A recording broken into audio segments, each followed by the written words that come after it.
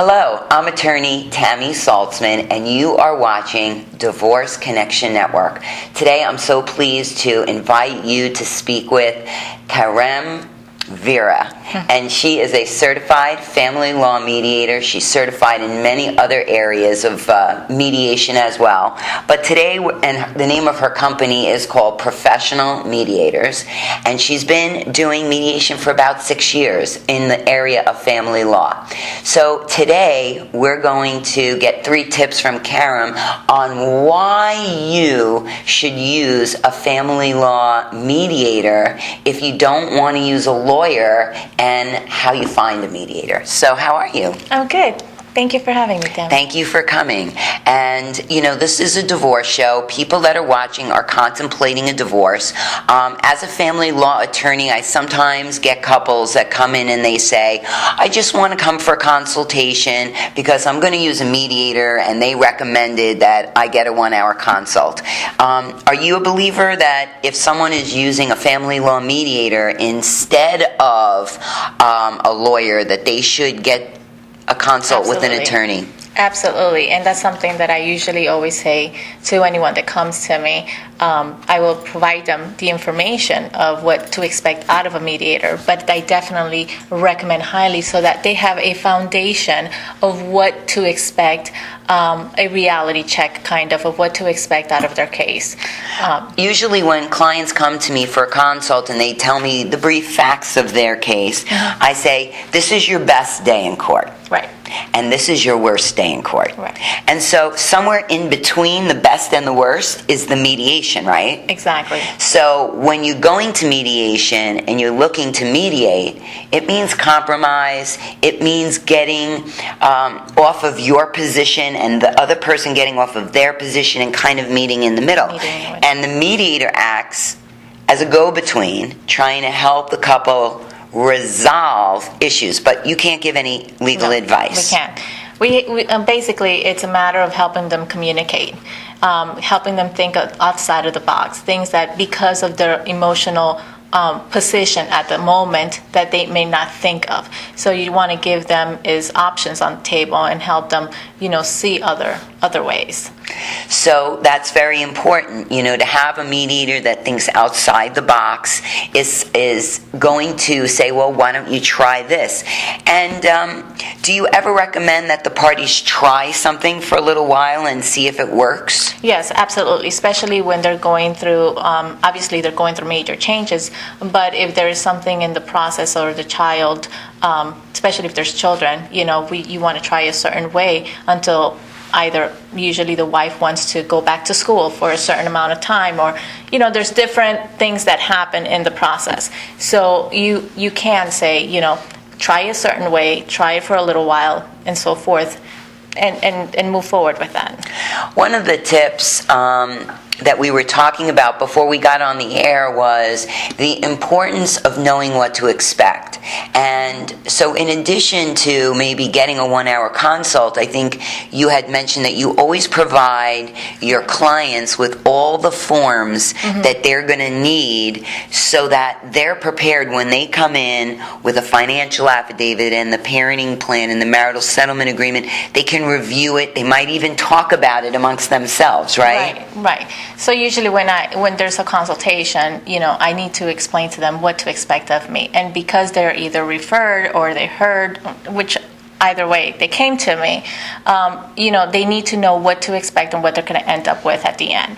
I usually provide them the divorce packet information. But the key thing is, especially if there's children, a parenting plan. Let them know what to expect, because a lot of that information, sometimes they feel so private, and why do I need to provide this and so forth. And the courts does ask for details. So this way they're able, if there's any communication between the parties and they can speak about certain things, it's less time in the mediation.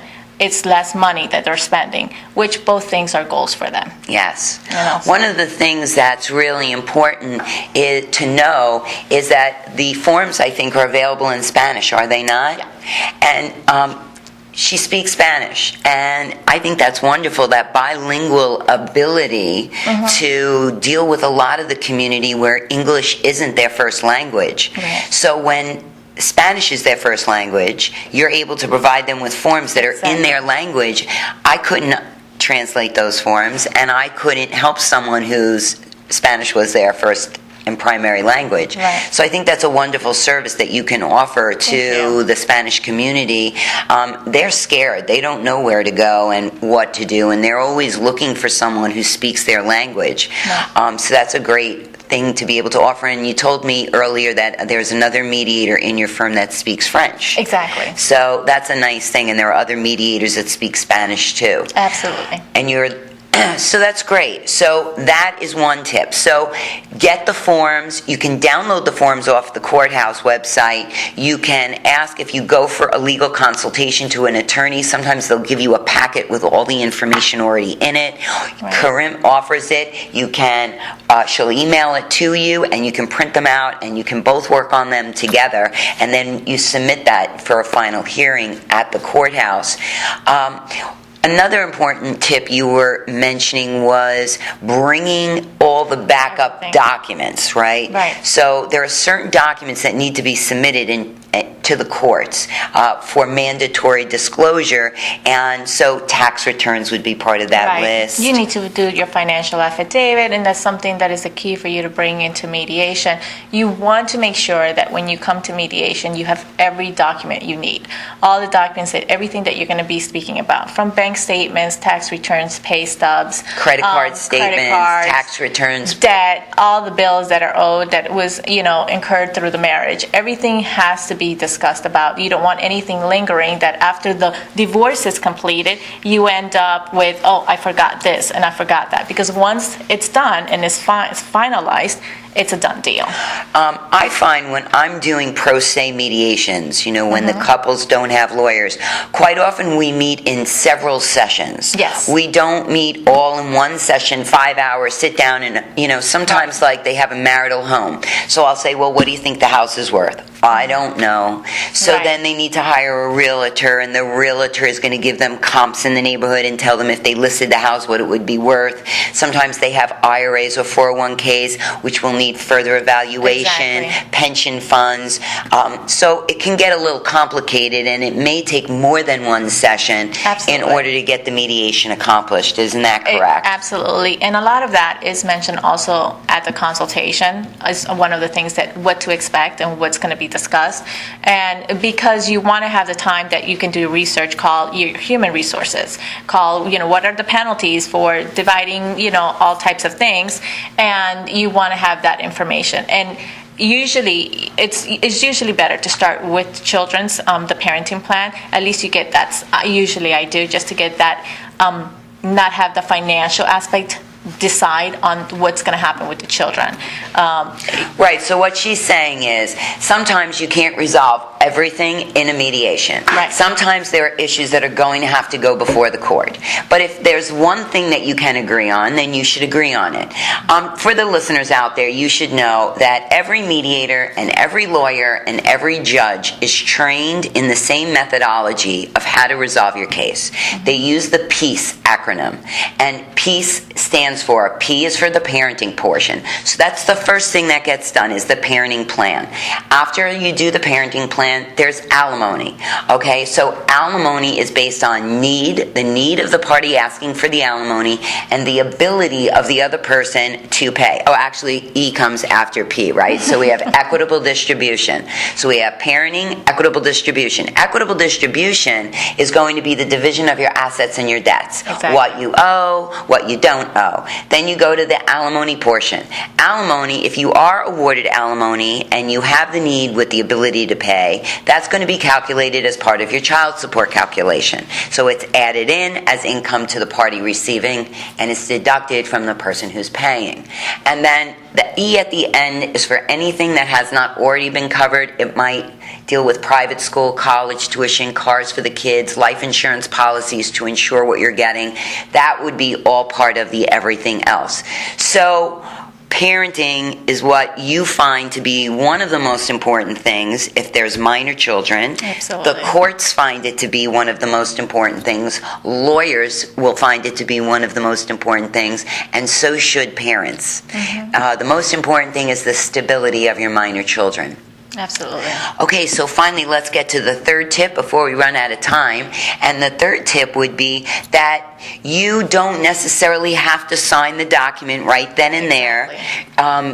You could take it to a lawyer to be reviewed. Absolutely. After you do the entire mediation session, you have a marital settlement agreement. If you feel more comfortable, you take it to a professional and you have it reviewed. Just keep in mind that the more that you can create and control your future, the more that you have control over your family also. You don't want someone like a judge, a third party, to come and make those decisions for you. You know your family the best, and that's what I highly recommend. It's a beautiful thing. So I just want to also let you know that if you have a lawyer and you have a lawyer representing you and you still want to try to use mediation, please talk to your lawyer and say to your lawyer, you know what? I saw this show on mediation and I'd like to give mediation a shot. Or my friend just did mediation and it was very successful. When you have the right mediator there and you have the right representation, you can get done with your divorce very quickly and amicably without fighting and without the horror stories that you hear every single day of what goes on in court. Right. At the end, the goal is to have communication, especially if you have children, because you will be communicating for a long time. And always know that you could always choose your mediator. And if mediation didn't work out, you could always end up hiring an attorney. You could always take that step. So, yes. A lot of times people call me and they'll say, I'm not sure if I want to mediate or if I want to, litigate. And I always tell them, try mediation. If that doesn't work, then you can always go to the litigation route. And you can be in mediation, and if at any time you don't feel comfortable, you could always end mediation, and you can always then hire an attorney. That's a very good point. So at any time during the mediation, you can say, I'm done. I'd like it to stop right now. And you can walk out. You don't have to sign an agreement. Absolutely. You can end it whenever you want. I want to thank you for coming down today. Thank you for having me. Their professional mediators are located in West Palm Beach, and they do all the Tri-County area. They have mediators that speak Spanish and French, and you will be able to find them on our website at divorceconnectionnetwork.com. Thanks for watching. Thank you. Thank you.